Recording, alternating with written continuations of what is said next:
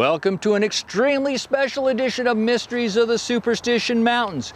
We are in Cave Creek today, right in front of True West magazine. Now you're saying to yourself, why are you out there instead of the Superstitions? Well, we're going to find the connection between President Roosevelt and the Superstition Mountains with executive editor Boze Bell. You know, President Theodore Roosevelt has historic ties to Arizona with the building of the world's largest masonry dam, which he was present to dedicate. In order to accomplish this feat, a wagon road had to be constructed through the Superstition Mountains to haul supplies to Roosevelt Dam. Apache Trail was finished in 1905, and that's when our story begins, in 1905. Bob, we hear about Teddy Roosevelt and Geronimo, but we never really hear about them together. How are they connected? Well, I love this story about Geronimo at Teddy Roosevelt's inaugural parade. And I've had a couple people tell me that it's not quite right, but I'm going to tell it to you anyway, okay? Because I just love the story. I think it says so much about him. So by the 1900s, Geronimo was at Fort Sill, Oklahoma, and he was quite the celebrity. And people wanted him. He showed up at the exposition in Omaha, and he showed up at the World's Fair, and he showed up at all kinds of carnivals and stuff. But he demanded to be paid. And so Teddy Roosevelt wanted to put on a really big show for his inaugural parade, and he wired the authorities in Fort Sill, and he said, I want Geronimo. And Geronimo says, well, you got to pay for my horse. And so they requisitioned $194 to him to ship his horse. And so then Geronimo went to the train station and to go to Washington, D.C., and he was carrying a suitcase. And he got on the train, and every stop he'd get off and he'd say, I'm Geronimo, the war chief, the Apache war chief. And he would sign his name on pictures that he had for a quarter. And he would sell the buttons on his coat, he would sell his hat, and then he would get back on the train, and he'd open up his suitcase, and he had a sewing kit, and he would sew the buttons back on his coat and go to the next stop. He did that all the way to Washington, D.C. So he gets to Washington, and the Army officers say, well, where's your horse? And he said, you'll get me another one. And so they got him another horse. He's not even riding his own horse in the parade. And he died with $10,000 in the bank. The guy was, imagine what he would have done on Wall Street. The guy would talk about the Wolf of Wall Street. That would be Goyathala, the man who yawned. Bob, Geronimo had been in prison over the time he was supposed to be in there. Did he ever approach Roosevelt to have him released? There's a story that Geronimo had a meeting with Teddy Roosevelt in the White House, and that he made a very eloquent plea to go home. And Teddy heard that and basically told him, I'm sorry, you cannot go home. And he couldn't. Politically, you could not send him home because of all the havoc he had caused in 40-some years in Arizona. Why was there a controversy about Roosevelt bringing Native Americans with him to the parade?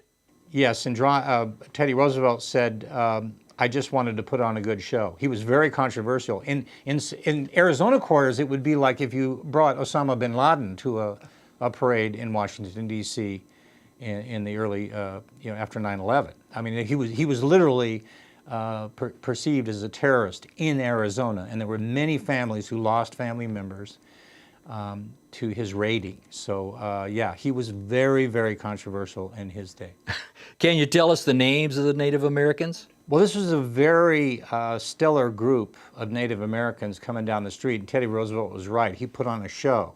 In addition to Geronimo in the parade, we have Quanah Parker, okay, the famous Comanche, Buckskin Charlie, who was a Ute, Hollow Horn Bear Sioux, American Horse, famous Indian Sioux, Little Plume, Blackfeet, and of course Geronimo, the most legendary Indian probably in United States history.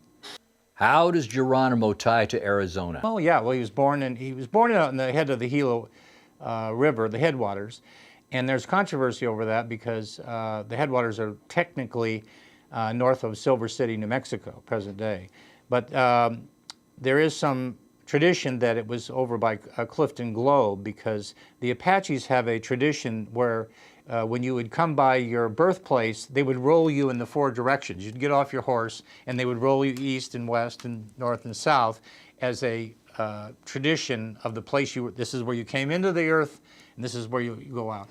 And so he was born in that area, and of course he was a prisoner, or not a prisoner, but he was at San Carlos, which is east of Globe, and he was also up in Fort Apache area, and he of course raided extensively through all the corridors going south through Apache Pass into Mexico. He was a terror of Mexico in Janos and Fronteras and all through the Sierra Madre. In fact, his idea of a vacation was to go south and kill every Mexican he saw. And so he probably spent as much time in Mexico as he did in the United States. What is this story about the Mexicans massacring Geronimo's family? Should that make us a little more empathetic towards him?